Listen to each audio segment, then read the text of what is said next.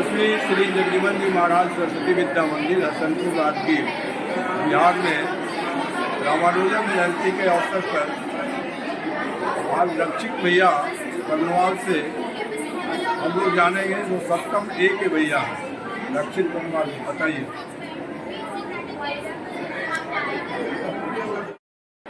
मैं आज भैया रक्षित कर्नवाल कक्षा सप्तम का छात्र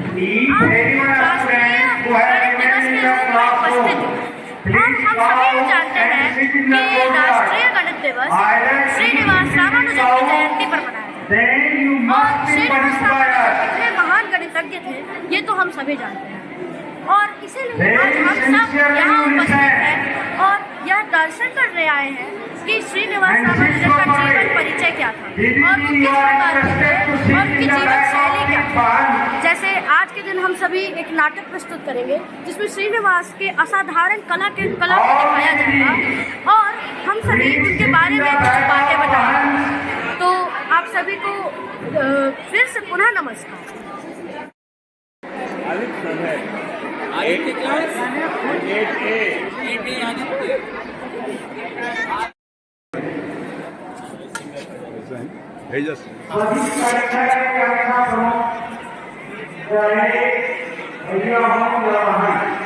वो आएंगे या जो कविता का निर्माण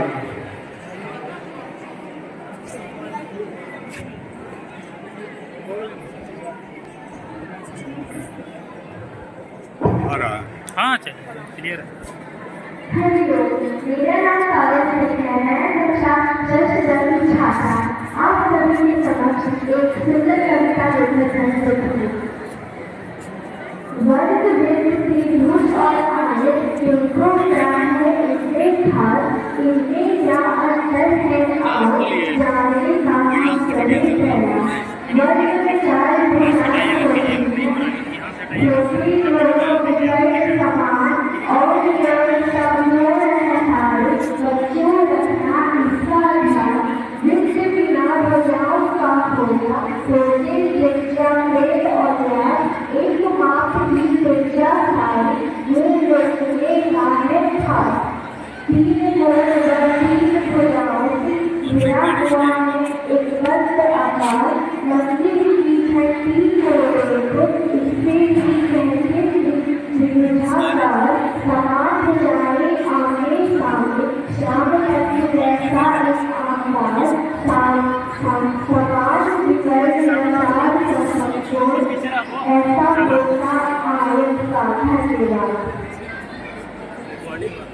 धन्यवाद। अगला नाम प्रांजल कुमारी।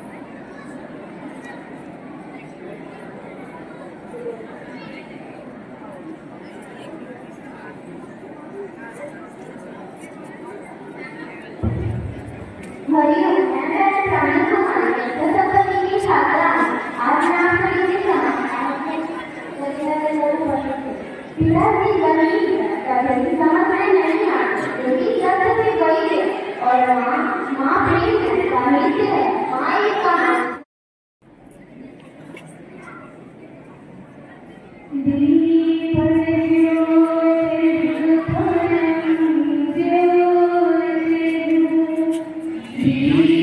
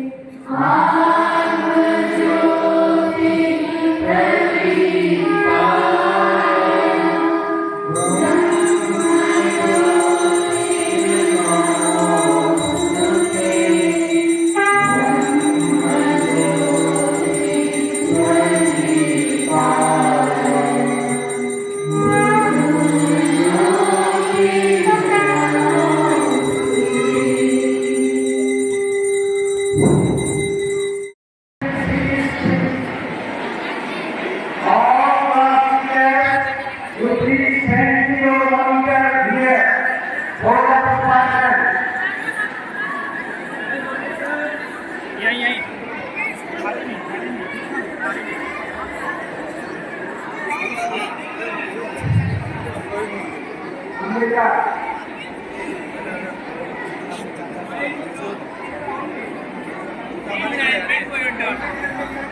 Mathematics is the field of science. It really भैया बहनों, सभी अभिभावकगण, आचार्यगण एवं प्रधानाचार्य महोदय, हम सब आप यहाँ राष्ट्रीय गणित दिवस के अवसर पर उपस्थित हैं और हमें यह तो पता ही है कि राष्ट्रीय गणित दिवस श्रीनिवास रामानुजन की जयंती पर मनाया जाता है। तो चलिए आप इसी से हम श्रीनिवास रामानुजन की जयंती पर एक नाटक प्रस्तुत करते हैं। इस नाटक के दो भाग हैं। पहले भाग में श्रीनिवास रामानुजन की अद्भुत कला को दर्शाया गया है कि एक बार एक मंदिर में प्रसाद बांट रहे होते हैं और किस प्रकार रामानुजन अपनी कला, अपनी प्रतिभा को दर्शाते हैं। आइए देखते हैं। आज इस मंदिर में 142 लोग आए हुए हैं और आपके पास हमको देने के लिए 137 हो नहीं है। तो उस हिसाब से देखा जाए तो आज 5 होने कम पड़ जाएंगे। ये जो माँ का बर्तन है और ये भी माँ का बर्तन मेरे घर में भी रखा हुआ है, उसमें 8710 चने रखे जा सकते हैं। और जो जिस हिसाब से आप हमें वो चने बांटते हैं तो उस हिसाब से देखा जाए तो आप एक मुट्ठी से 65 चने देते हो। तो फिर आप तो 8 वक्त बिना के साथ कर रहे हैं, तो ना इंसाफी हो गई। एक गुण हुआ है हमें सिखाने के लिए हम सदियों से ऐसे ही पोशाक पहनते आए हैं।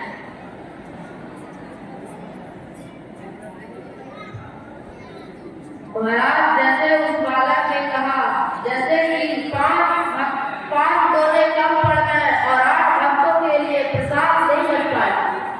अरे आश्चर्य की बात है, इतना छोटा सवाल इतनी सही करना कैसे करते? कैसा लगा सबको नाटक का प्रथम भाग? उम्मीद करता हूँ कि अच्छा ही लगा होगा। तो चलिए नाटक का दूसरा भाग शुरू करते हैं। अब नाटक के तीसरे भाग में यह दर्शाया गया है कि एक जो प्राचार्य रहते हैं उनको कोई भी पूर्व कक्षा की जो श्रृंखला है सब्जेक्ट की वो सही नहीं कर पा रही होती है, आचार्य भी उसे सही नहीं कर पाते हैं और रामानुजन उसे किस प्रकार सही करते हैं, आइए दूसरे पार्ट में देखते हैं।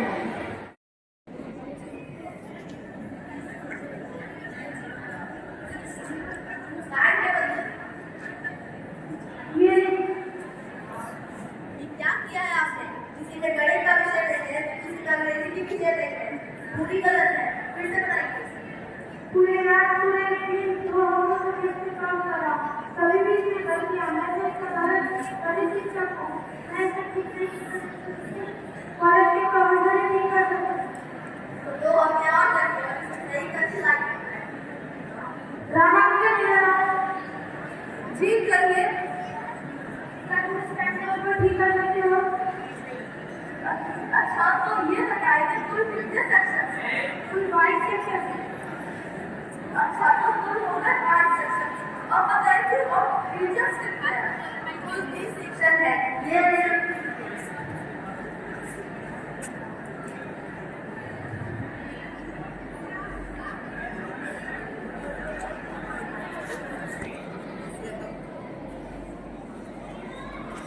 ये लीजिए आपका टाइम। वाह, ये एक ही गलती है।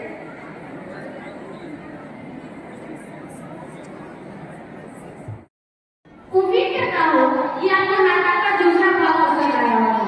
इसी से ऐसा अंदाजा लगा सकते हैं कि हमारे यहाँ जन्मे महान श्रीनिवास रामानुजन कितने महान रहे हैं अपनी 20वीं सदी में। धन्यवाद। अगला नाम आदित्य।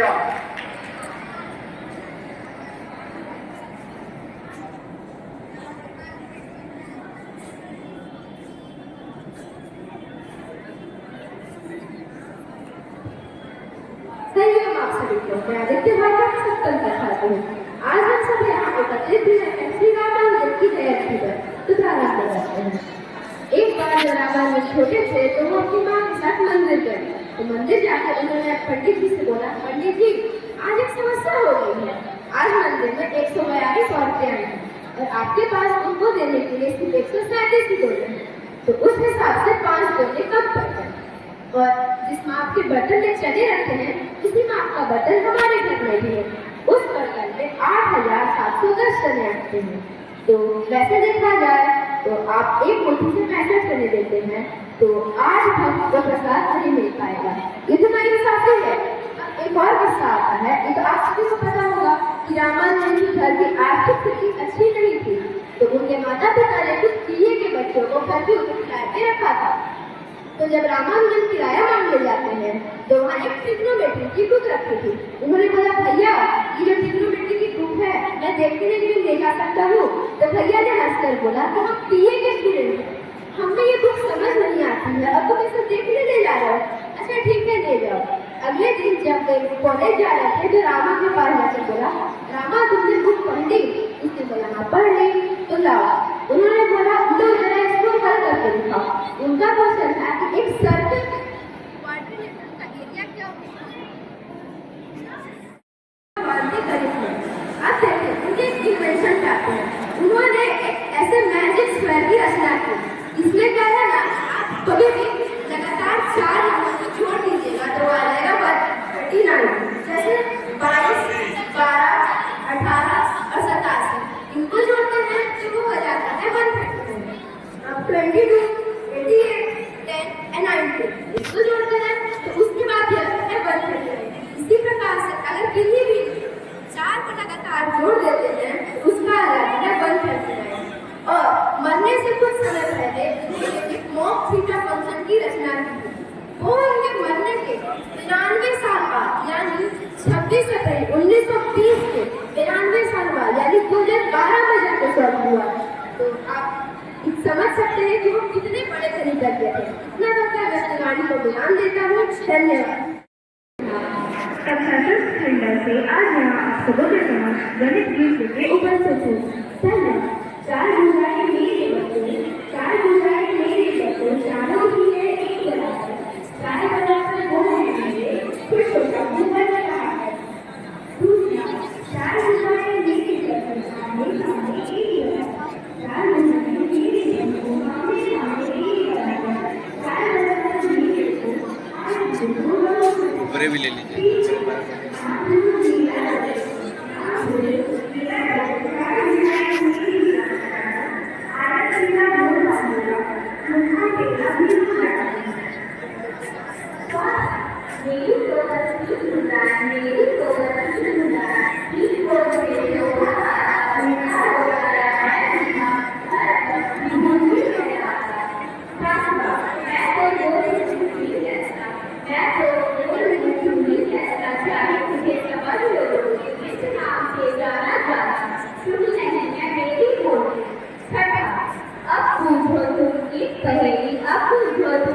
पहेली लंबा भी हो और गोल भी नहीं बता पाए तो सुन लो।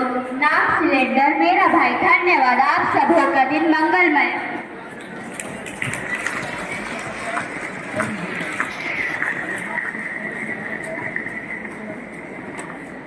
इस क्रम में अगला नाम विपिन आचार्य जी का है जो गणित के आचार्य हैं।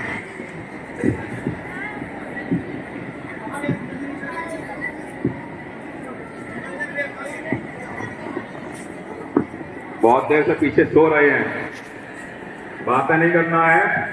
भारत माता की, भारत माता की, भारत माता की। देखिए बहुत हुआ, रामानुजन जी ने बहुत से काम किए, तो इसी के बीच में थोड़ा उनका परिचय हम भी करा देते हैं। उसके बाद एक कविता के माध्यम से आपको उनके बारे में क्या क्या उन्होंने दिया है, क्या क्या संभव कराया है, उसके बारे में बात करेंगे। तो श्रीनिवास रामानुजन जी का जन्म 22 दिसंबर 1887 भारत के तमिलनाडु में हुआ था और इनके पिता कपड़े की फेरी का काम करते थे और इनकी आर्थिक स्थिति जो है बहुत ही कमजोर थी।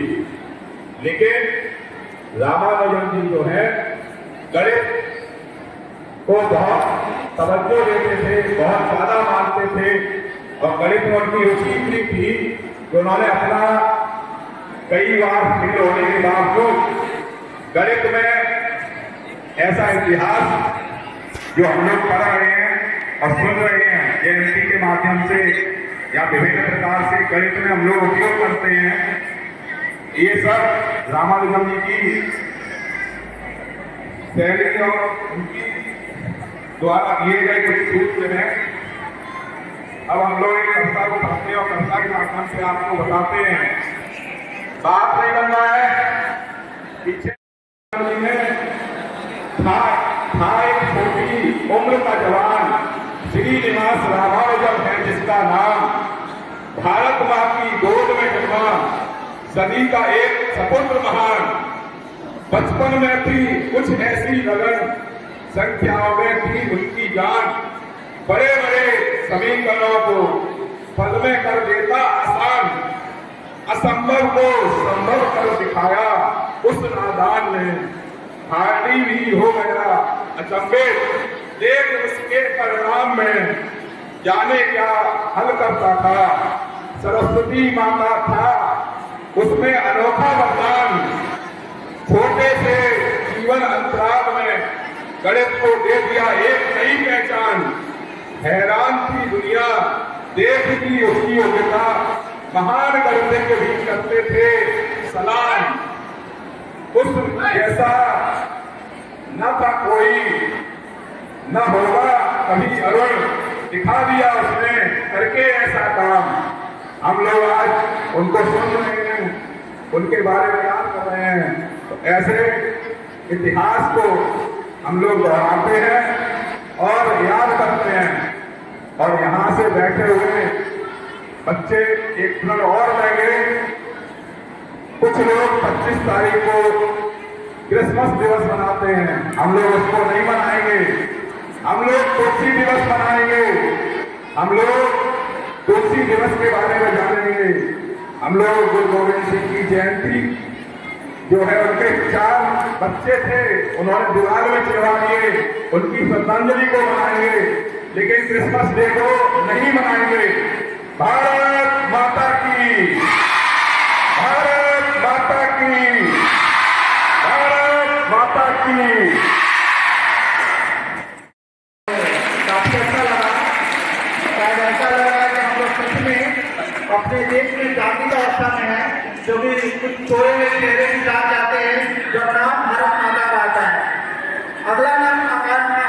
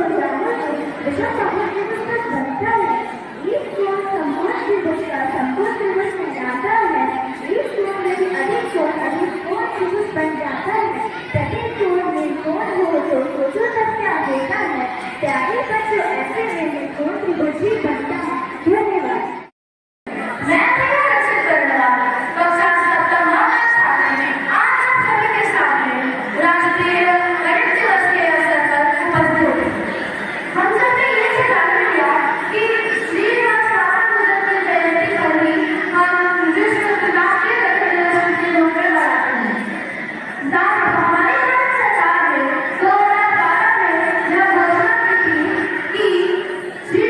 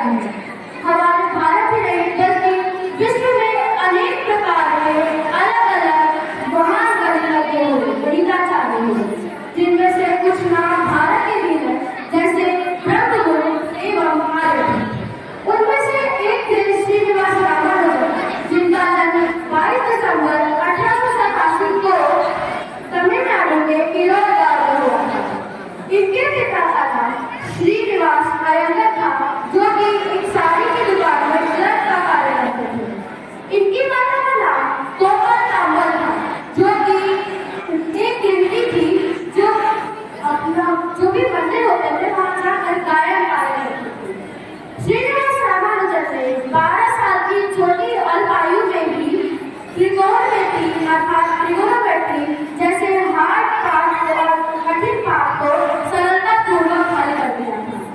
ऐसा कहते हैं कि श्रीनिवास रामानुजन ने कई शोध किए, कई कार्य किए, जिन्होंने आज भी वैज्ञानिकों का अंतरिक्ष को देखने का नजरिया बदल दिया। श्रीनिवास रामानुजन ने एक स्क्वायर की रचना की थी जिसे रामानुजन स्क्वायर के नाम से जाना जाता है, जिसको किसी भी तरह से जोड़ने पर वह संख्या 139 ही आती है, अर्थात 149 ही आती है।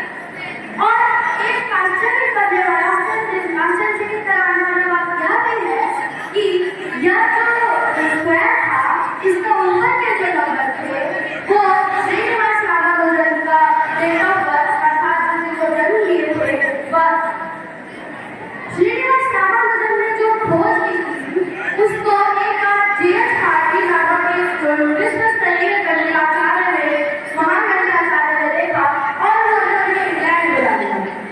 श्रीनिवास रामानुजन ने अनेक प्रकार के शोध किए एवं किसी कारण से उनको किसी औपचारिक प्रशिक्षण की आवश्यकता नहीं हुई। हम लोग ऐसा जानते हैं कि वह महान गणिताचार्य थे, परंतु उन्होंने बिना किसी औपचारिक प्रशिक्षण के ही महानता गणित के क्षेत्र में महानता प्राप्त की। श्रीनिवास रामानुजन की मृत्यु कोयम्बटूर में 26 अप्रैल 1920 को हुई। ऐसा माना जाता है कि 32 वर्ष की आयु में ही उनकी मृत्यु हो गई। इसका कारण टीबी अर्थात क्षय रोग है। उनको क्षय रोग की समस्या थी एवं कुछ लोग यह भी मानते हैं कि अल्पायु में बहुत अत्यधिक शारीरिक एवं मानसिक रूप से तनाव और परिश्रम के कारण उनकी मृत्यु हुई। ऐसा माना जाता है कि जब वह 21 वर्ष के थे और उनको क्षय रोग से पीड़ित थे, उस समय जीएस भारती उनको एक टैक्सी से मिलने आया था, जिस टैक्सी का नंबर 172 है। श्रीनिवास रामानुजन उस टैक्सी नंबर को देखते हैं और अपने मन में बहुत सारे कार्य कर ये निकाल देते हैं और जीएस भारती को बताते हैं कि ये जो संख्या है ये बहुत यूनिक संख्या है, बहुत अलग ही प्रकार की संख्या है। हम इसे आज क्यूब के नाम से जानते हैं। इसी नंबर को जो गुणा करके जो संख्या आती है, वैसे उसमें दो प्रकार के अलग अलग तरह से हम 1725 को का क्यूब निकाल सकते हैं। तो इसमें महान थे श्रीनिवास रामानुजन। धन्यवाद। पढ़ना लिखना क्यों जरूरी है? तो नून रोटी खा के भाले जिंदगी बितैया, अपने न पढ़ला बाकी बचवन के पढ़ैया, पढ़ लिख के ऊपर नलवा हाथवा, पढ़ लिख बबुआ कलमिए में जानवा, पढ़ लिख बबुआ कलमिए में जानवा।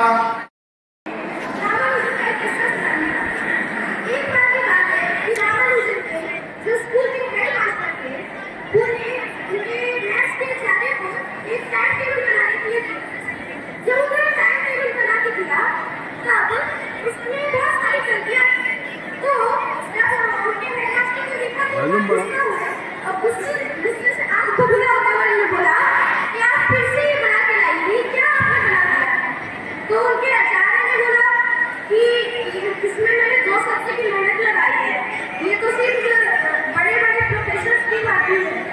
लेकिन फिर उन्होंने रामानुजन को देखा, फिर उन्होंने रामानुजन को बुला के बोला कि ये लो टाइम टेबल और इसको तुम्हें बनाना है।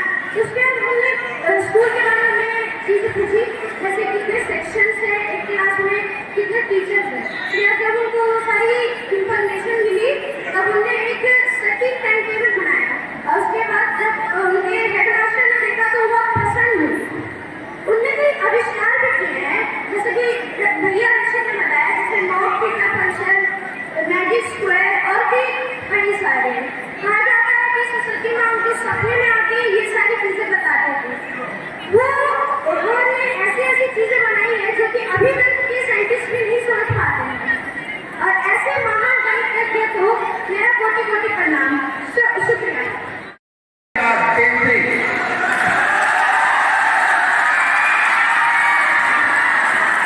हरिओम। आप सभी को यहाँ उपस्थित आचार्य महोदय एवं मेरे प्यारे सनातन भाइयों और बहनों, मैं आदित्य राज कक्षा 10वीं का छात्र हूँ और आज आप सभी के सामने रामानुजन की इस जयंती पर उपस्थित हुआ हूँ।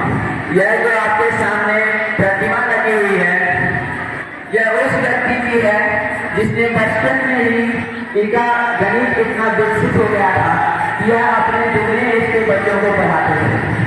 जी हाँ, मैं बात कर रहा हूँ महान गणितज्ञ श्री रामानुजन की। जैसा कि आप सभी को पता है, उस समय घर चलाने के लिए रुपए की बहुत आवश्यकता होती थी। जब इनके पिता ने इनसे कहा कि जाओ और जाकर के काम ढूंढो, इनके बहुत जगह पर गए, इनकी नौकरी पक्की भी हुई, परंतु वह हर समय टोक दिया करते थे और अपनी कॉपी दिखा करके कहते थे, महाशय श्रीमान जरा देखिए, मैंने गणित में कुछ काम किया है। जब उस समय के अधीक्षक देखते थे, वो कहते थे, मुझे तो कुछ समझ में ही नहीं आ रहा, यदि इस हालत में तुम्हें काम पर रखूंगा तो तुम सब कुछ उल्टा पुल्टा कर दोगे। जब इन्हें परीक्षा में बैठाया गया तो इनके सारे विषयों में इन्होंने केवल 0 प्राप्त किए थे, परंतु गणित में इनका अंक पूर्ण था। इनके पिता ने कहा, अरे मूर्ख, जब कुआं पार करना है तो पूरी ताकत लगानी होगी, यदि आधा कुआं पार करोगे तो बीच में ही गिर जाओगे। परंतु फिर भी इनका मन गणित से नहीं हटा और एक दिन यह बहुत महान गणितज्ञ कहना है, इनकी रुचि मैथ में सबसे ज्यादा थी। वैसे तो भारत भूमि पर कई ज्ञानियों, कई विद्वानों ने जन्म लिया, जिन्होंने अपने विद्या से हमें कृतज्ञ किया है। और यदि रामानुजन हमारे बीच नहीं होते तो हम इन गणित की कलाओं को कहीं भी जान नहीं पाते।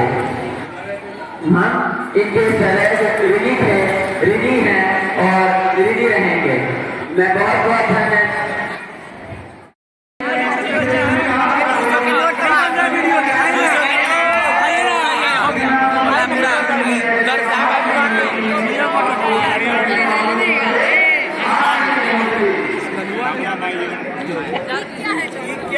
कितना बजे